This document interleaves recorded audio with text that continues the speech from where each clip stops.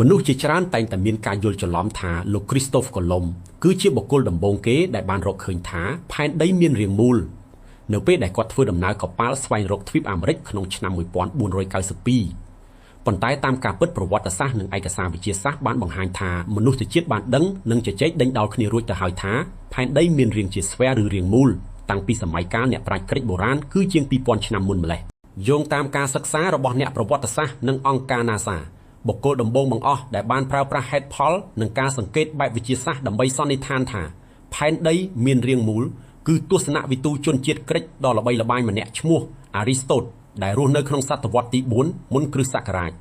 លោក Aristotle បានសង្កេតឃើញភស្តុតាងសំខាន់ៗពីរយ៉ាងដែលធ្វើឲ្យលោកបដិសេធចោលនៅជំនឿថាផែនដីសំប៉ែតទី1លោកបានកត់សម្គាល់ឃើញថាក្នុងពេលមានគ្រាសន្និបាតឬពេលព្រះច័ន្ទរៀបនឹងបាំងផុតពីពន្លឺព្រះអាទិត្យស្រមោលដែលផែនដីបានទម្លាក់ទៅលើផ្ទៃព្រះច័ន្ទគឺជារង្វង់មូលជានិច្ច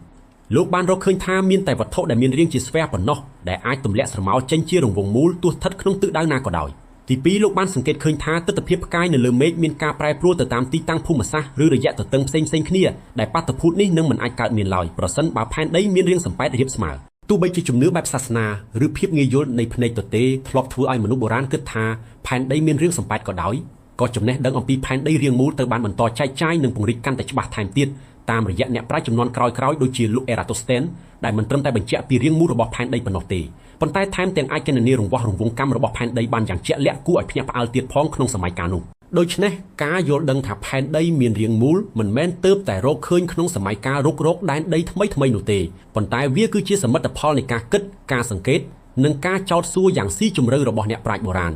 ដែលបានបន្សល់ទុកជាមរតកចំណេះដឹងដ៏មានតម្លៃសម្រាប់មនុស្សជាតិរហូតមកដល់សព្វថ្ងៃ